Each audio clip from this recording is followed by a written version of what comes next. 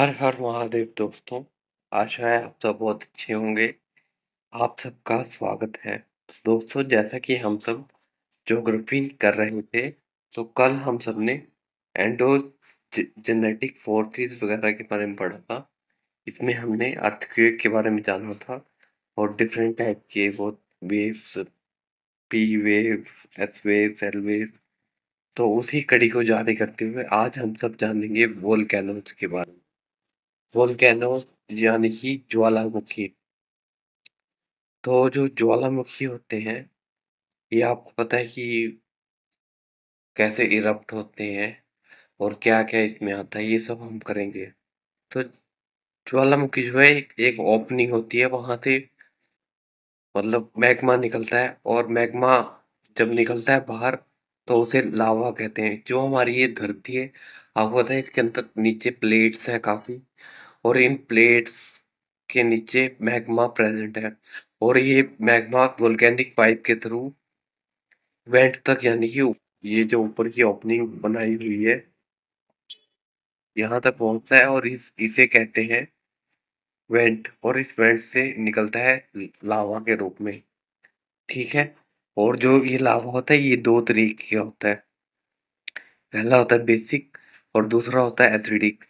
जो acidic lava होता है वो उसमें सिलिका की मात्रा बहुत ज्यादा होती है और बेसिक में बहुत कम या ना के बराबर कह सकते हैं होती है। आपने देखा होगा जो जो लावा जो है बहुत गाढ़ा होता है, यानी कि जैसे ही वेंट से बाहर निकलेगा और जम जाएगा, उसमें यानी कि सिलिका की मात्रा बहुत ज्यादा है, तो उसे कहेंगे एसिडिक। और जो लावा जो होगा बहुत पतला होगा, यानी कि वो जिसकी डेंसिटी ज्यादा होगी, जो बहता जाएगा, उसमें सिलिका कम होगा, वो होगा बेसिक। बेसिक लावा। ठीक है। और बाकी ये विमेन साइड में इंडिया का मैप बनाया हुआ है। और ये आपको जैसे कि पता है, ये जो डेक्कन प्लेटू है, ये किस तरह बनता है, ये बनता है फिजर इरप्शन की वजह से। जो ये प्लेटू पठार वगैरह, इनका निर्माण भी ऐसे ही हुआ था। धरती से मैग्मा निकला और मैग्मा से लावा का रूप में निकला और इससे पठारों की स्थापना हुई। तो ये है।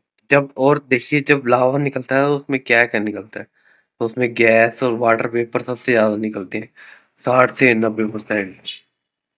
ये मत सोचिएगा कि उसमें क्या होता है। जैसे मतलब जब ज्वालामुखी फटता है तो उसमें सबसे ज्यादा गैस और वाटर वेपर निकलता है।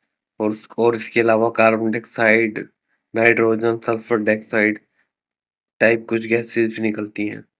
और एक और निकलता है विखंडित पदार्थ। इसे क्या बोलते हैं, इसे बोलते हैं पायरोक्लास्ट।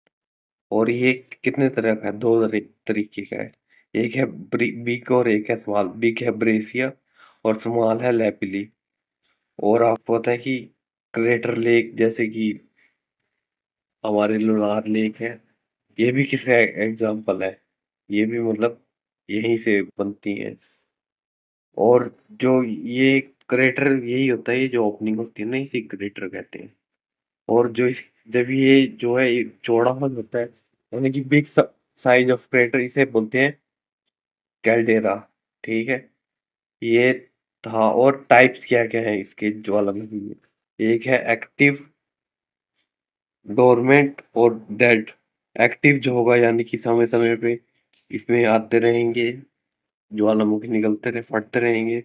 डोरमेट जो है ये कुछ समय बाद मतलब शांत हो जाएंगे कुछ समय के लिए, फिर कुछ समय बाद फिर फट जाएंगे। और एक है डेड और एक्सटिंक्ट। ये डेड हो चुके होते हैं और एक्सटिंक्ट एक्सटिंक्ट हो चुके होते हैं, ये नहीं मतलब कभी भी फटते, तो इन्हें इनएक्टिव कहा जाता है। अब हम बाकी कुछ क्वेश्चन देखेंगे जो आते हैं। जैसे लार्जेस्ट, सबसे बड़ा ज्वालामुखी कौन सा है? तो ये है मुना लोआ, हवाई आइलैंड का, जो कि यूएसए में है। और सबसे ज्यादा एक्टिव, तो ये है किलायू, ये भी हवाई में है। और वर्ल्ड का हाईएस्ट है ओजस डेल सलाडो।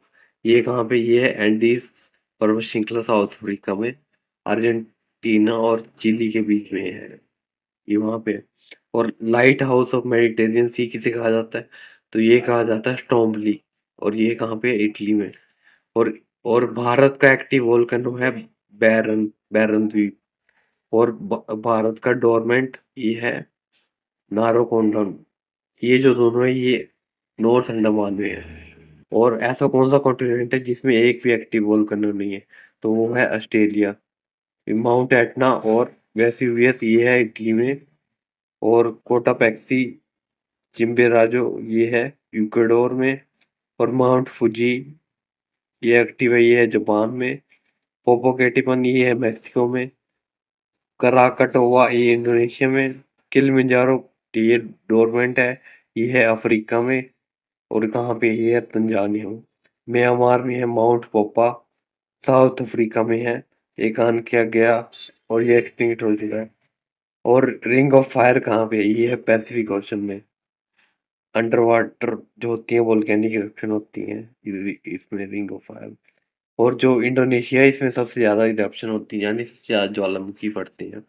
तो दोस्तों मैंने ये आपको समझा दिया है, बाकी आप ये एक बार खुद बुक से पढ़ लीजिएगा। बाकी आपको रिवाइज करना पड़ेगा, याद खुद ही करने पड़ेंगे। इनके जैसे भी मुश्किल मुश्किल नाम है, Ojos Salado world highest, Mount Fuji Japan, ये सब मैंने आपको एक बार करा दी है। बाकी आप खुद भी पढ़ लीजिएगा, आपको अच्छी क्लैरिटी आएगी इससे। आशा आपको ये वीडियो अच्छी लगी होगी। Thank you.